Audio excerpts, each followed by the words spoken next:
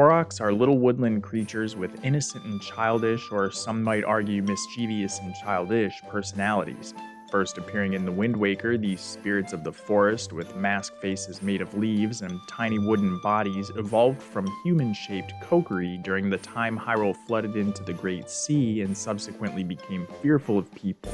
They, like their Kokiri predecessors, call the forest their home, but unlike the Kokiri, Koroks love to travel and are found all over in every climate. So to find out why they travel so far away from home, exactly why they plant seeds everywhere they go, what they could have ended up looking like in Breath of the Wild, which types are most rare and most common, and so much more, stay tuned.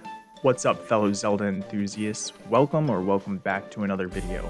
If we were to rely on Koroks to determine where on the timeline Breath of the Wild and Tears of the Kingdom fall, they'd suggest the games come on the branch after the hero of time is triumphant, on the adult timeline. I come to this conclusion because that's where we find The Wind Waker, which is the only game besides Breath of the Wild and Tears of the Kingdom where Koroks appear. And there's plenty of evidence to show the events of Ocarina of Time happened long before the Calamity, and we only ever see the Kokiri in Ocarina of Time and The Wind Waker, although they're referenced in several other Zelda games. If Breath of the Wild took place on a different branch of the timeline from the Great Flood, the Kokiri would have never adapted and evolved into Koroks. Also, in both Switch games, we have Makar Island and Lake Makar, which is one letter off of Makar, a prominent musician Korok in The Wind Waker. The first time we ever hear of Makar, it's because he's fallen into some trouble out in the Forbidden Woods, right beside the Forest Haven. Likewise, Makar Island is just off beside to the west of the Lost Woods and Korok Forest. Makar plays the violin, although it's easy to confuse this instrument as a cello because of his small stature. He's in charge of the musical performance during the annual ceremony when his music helps grow the Deku Tree's seeds that other Koroks take to spread across the overworld. There are 9 different Korok leaf shapes seen throughout Hyrule in Breath of the Wild, and the Korok mask Link can wear is shaped like Makar's face. The other 9 Korok leaf face shapes are a 3-point vertically oriented dark red leaf. We'll call this one Frank. A dark green leaf with a more rounded top and a pointed chin similar to Frank we'll call Beardus. A heart-shaped lighter green leaf winking at you with slits in the sides, this one we'll name Potato. Then we have a yellow one with a pointed top and sporting what looks like a handlebar mustache. This is Pierre. Then there's a flattened out, elongated pale green leaf that looks like he's been run over. This is Longman. A 5-pointed pale yellow leaf, Sasquatch is this one's name. A bright orange leaf that's pointed on either end and sits horizontally across the face, known as Forklift. Number 8 is a round, dark green leaf with a butted chin. We call this one Squimblow. And finally, we have a greenish, yellowish leaf shaped kind of like a butterfly's wings. This one is called Butterbean. While the color of the leaf is associated with the shape of that leaf and is what we're using to classify them, much like different breeds of dog, their body color is somewhat similar to different coats, sort of like a yellow or a black Labrador, or how golden retrievers can be different shades between dark and light golden or even cream colored. So too can a Korok's complexion vary. They can be red, pale blue, different shades of green. I've also seen classified as brown or even yellow or tan for a total of 5 different body colors. So taking the 9 leaf face shapes multiplied by the 5 distinct body colors gives us a total of 45 different specific Koroks we can come across. But that's not all. Some Koroks stand on the ground, others hover in the air using a Deku stick with propeller leaves that they hold in their hand. And when holding sticks, they use either their left or their right hand, sometimes both, sometimes neither.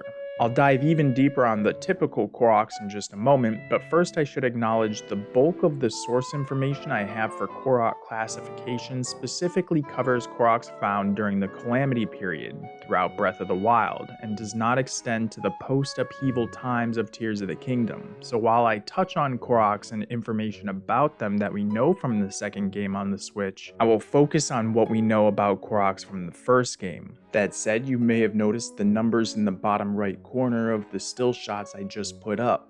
These numbers are part of an organizational system. They're 3 digits, a letter followed by 2 numbers. The letters are A, C, D, E, F, G, H, K, L, N, P, R, T, W, X, Z. And I didn't just go through the alphabet skipping letters. Each one corresponds to a region, but I just listed 16 letters and there are only 15 regions. That's because the castle has its own designated map.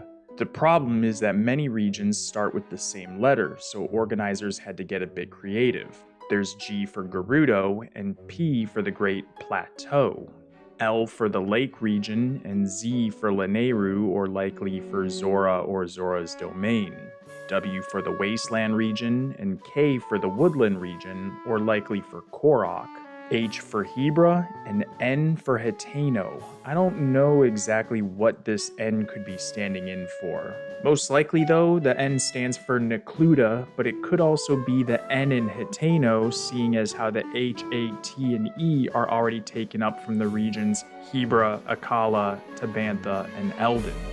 And then there's X for the castle, likely because C and H were already taken, and X marks the spot for special locations on a map. The numbers follow each Korok found within any given regional border, generally from north to south, west to east. So now you know. I'll link these resources in the description for any Korok hunters out there. Going back to the early days of development, original designs put forward for Breath of the Wild proposed body shapes and designs, making them look completely different from the Koroks we were already familiar with from the Wind Waker. Had these designs been accepted, we would have seen Koroks with leafy bodies and almost Sheikah-style masks. They would have been bushy and growing flowers or berries on their bodies. One even sort of looks like an evergreen. Again, these designs were rejected, most likely to keep a familiar presence for these little pranksters. And I say pranksters because these little guys are known for stealing the seeds from inside Hestu's maracas and hiding them throughout the overworld. It's a departure from their original story, where we know in the Wind Waker there's an annual Korok ceremony at a time when the Great Deku Tree sprouts forest tree seeds, which these little guys will take and plant throughout the Great Sea, hoping to spread new forests and more land will cover the sea until eventually all the islands will grow and join together as one. Perhaps this is what happened throughout the years between the Wind Waker and Breath of the Wild, and how we now, once again, have an overworld comprised mostly of land instead of an open sea.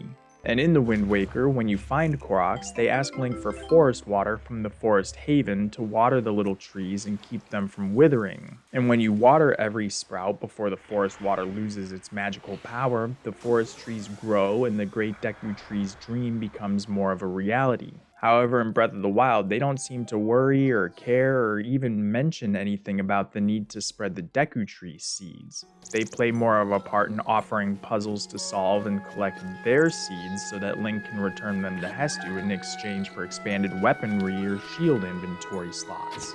And it's strongly suggested these quote-unquote seeds are actually Korok Doo-Doo Poo-Poo created when Link solves the puzzle and reveals them, which scares the shit out of them, which they then give to you. Speaking of Hestu, he's one of 2 larger Koroks, definitely not of the typical variety. He's specifically referred to as a tree fairy in the Tears of the Kingdom character profiles, and he, like the other typical Koroks, are only visible to certain people. And, like Makar, he's also a musician who's been playing the maracas since he was about 2 years old. When he dances to expand Link's inventory, the magic emanating from his maracas are blue for shields, then there's a green effect for the bows, and for swords, not to be confused with 4 swords, and all other handheld weapons, upgrading our inventory gets a red effect from the maracas. Hestu's hair looks kinda like 2 stalks of broccoli, and he's got big fluffy eyebrows resembling bird wings. His face mask is a big leaf that hangs upside down, but unlike the typical Koroks, we don't see eye or mouth holes. But his original character designs had thicker eyebrows in a standard shape, perhaps with a curl like a handlebar mustache on one end, and his leaf face mask was smooth with a pointed end rather than kind of ribbed.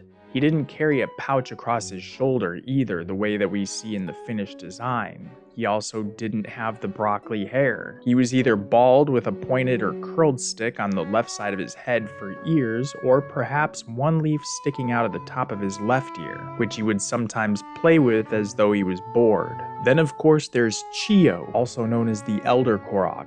He recognizes Link as the hero of Hyrule and tells him about the Korok trials, stating how if he hasn't gotten the Master Sword yet, the trials will help him do so, and if he has, the trials will help him become even stronger.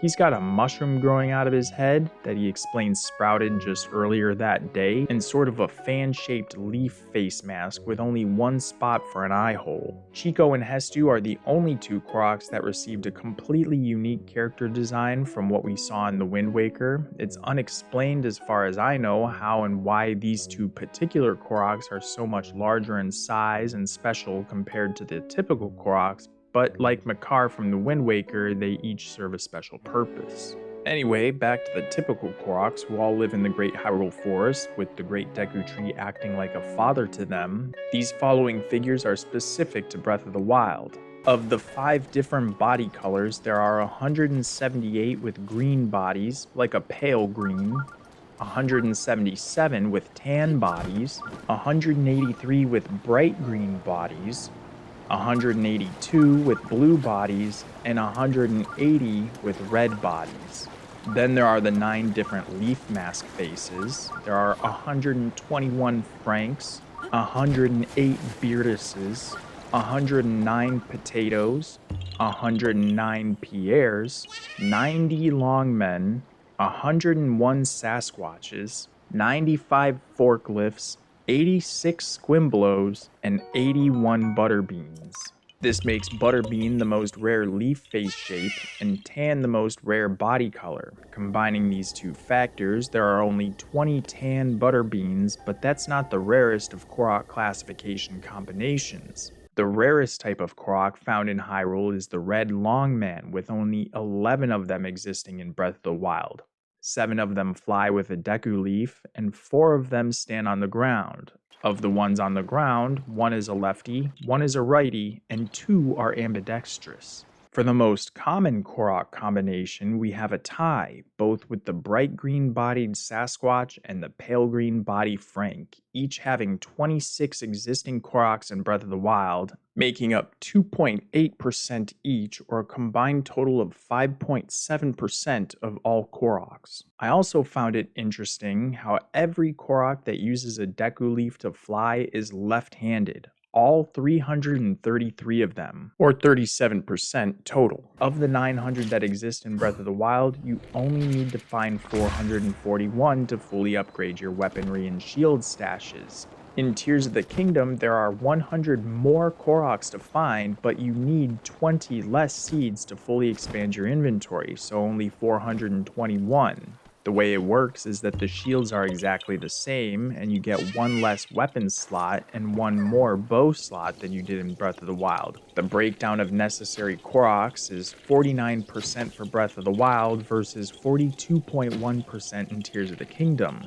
Still, some players got salty about how the sequel brought back this hide-and-seek side adventure to expand your inventory, but the games themselves don't really encourage going and looking for all the Korok seeds. It's a completionist journey, and it should be noted that Hestu's gift gives you a triple stack in Breath of the Wild, but he adds an extra dollop on top of the one he gifts you in Tears of the Kingdom, so you get a little extra bang for your buck there too, if you want to look at it that way. Now, I hope you enjoyed this ridiculous mini documentary on Koroks. Did I miss anything interesting about these little guys? Let me know in the comments. Leave me a like on the video if you made it this far, and subscribe for more Zelda infotainment videos. Infotainment, entermation, well, you know, whatever. Anyway, thank you so very much for watching. I'll be back as soon as I can with more content, so until next time, stay cool and always keep punching out there. Aloha.